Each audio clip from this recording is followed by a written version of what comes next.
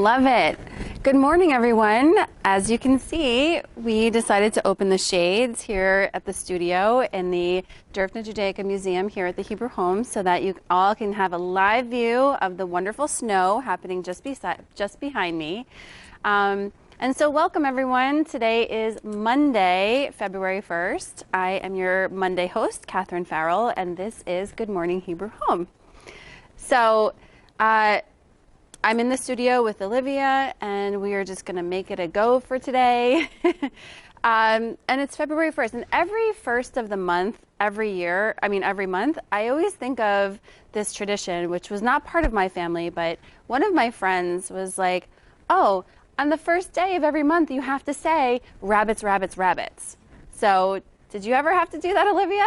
Is that part of your... No, me either. Never heard of it.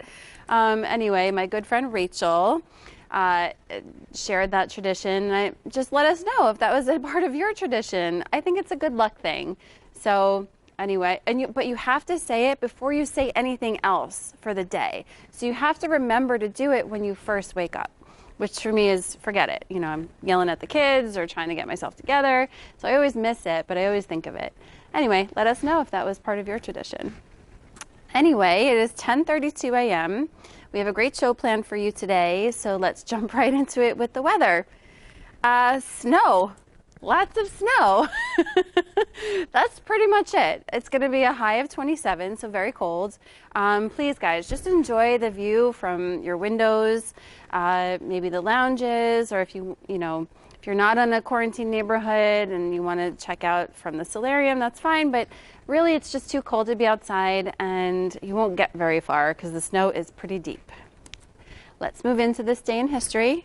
So on February 1st in 1884, okay, this is interesting.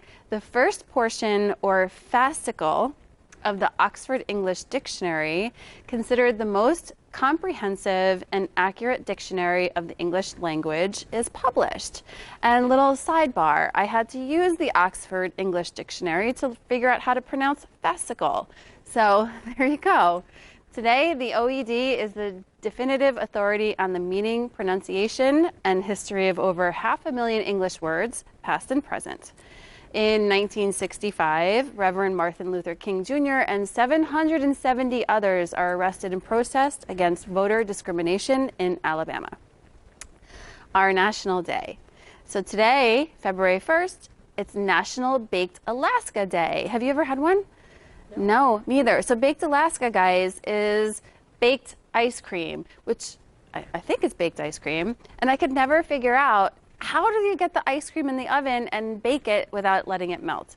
And I think you have to put probably a dough or a crust or a batter around it. But anyway, it's National Baked Alaska Day. It's also National Freedom Day, freedom from slavery. It's National Get Up Day and National Serpent Day and National Texas Day. Serpents get their own day, in case you didn't know. So our birthdays for today, it's Hilda for our resident birthday. Hilda G, happy birthday. And we have several celebrity birthdays today. So I just couldn't choose one. So here we go. Starting in 1901, Clark Gable, American actor, Gone with the Wind. And a little reveal here, I've never seen Gone with the Wind. I know it's terrible for me to say. I should probably watch it when I get home in the snowy weather. He's known as the King of Hollywood. He was born in Cadiz, Ohio. 1902, Langston Hughes, which I have heard of, have read. He was an American poet and playwright, and he was born in Joplin, Missouri. In 1948, you'll like this one, and I think of Lisa, Rick James was born. He's an American funk musician, born in Buffalo, New York, which I didn't know. I wonder what the snow is like today in Buffalo. It's probably pretty crazy. In 1968, Lisa Marie Presley Keough Jackson, daughter of Elvis, was born in Memphis, Tennessee. So for those of you born today, your horoscope is you are strong-minded and often quite stubborn when it comes to sticking to your point of view. You are a highly original person who can be impulsive and self-willed. You are also very magnetic and easy to look up to. You love to start new things, but don't always have the follow-through to complete them. However, you are very strong at coming up with new ideas and having the courage to act upon them.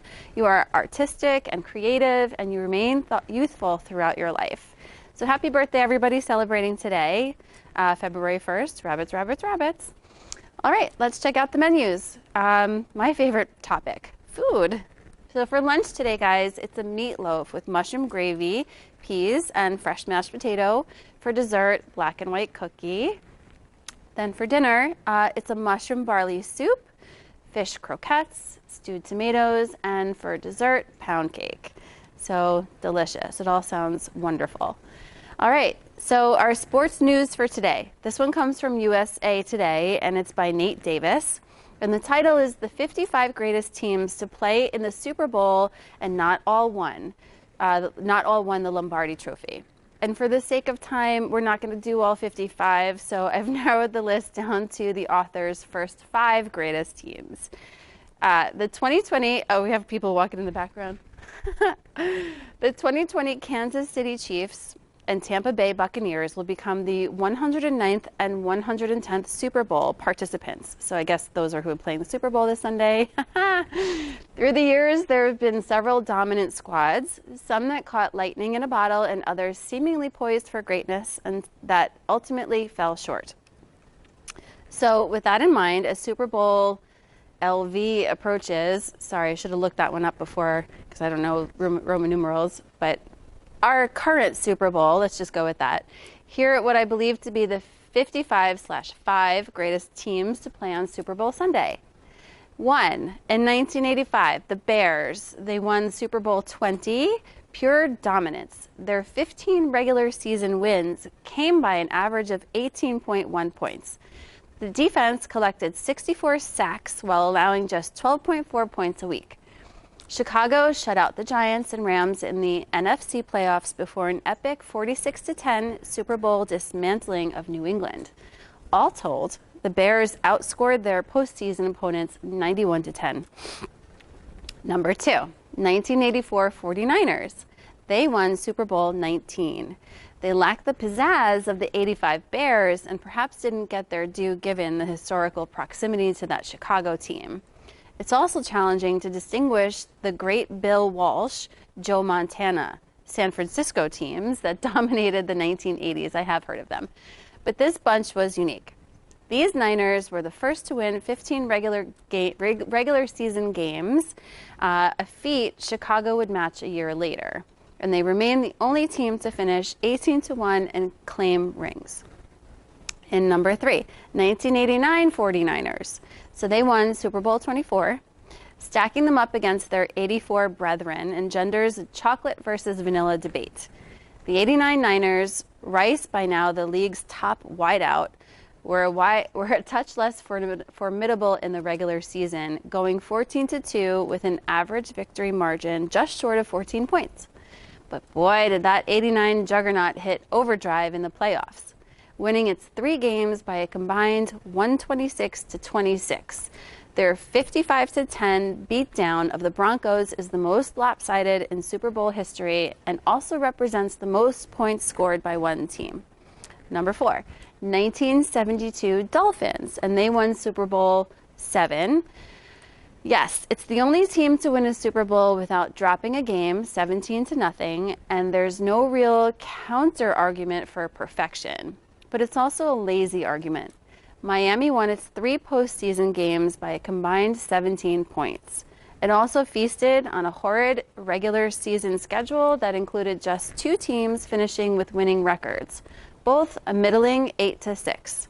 And the last one, number 5, 1991 Redskins, and they won Super Bowl 26.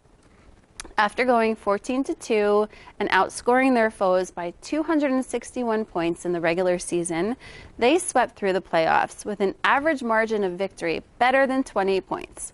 The only Washington team to win a Super Bowl in a non-strike season, these underappreciated skins would have gone all the way in most years.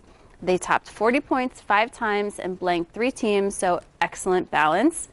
and that extended to special teams and return man extraordinaire, Brian Mitchell. All right, gang. So that's our sports news for today. Just a reminder for what we have coming up. We have What's the Story with Kate. I believe that's at it's at 11:15, but I believe she's starting a new book today, so that should be fun. And Exercise with Deborah at 1:30. And don't forget, you can catch this episode of Good Morning Hebrew Home tonight on channel 88 or on YouTube. If you're watching on YouTube, don't forget to hit the like button, the subscribe button, and of course, join us tomorrow for another great show, same time, same place. Once again, I'm Catherine Farrell, your Monday host, and this is Good Morning Hebrew Home. Enjoy the snow, guys.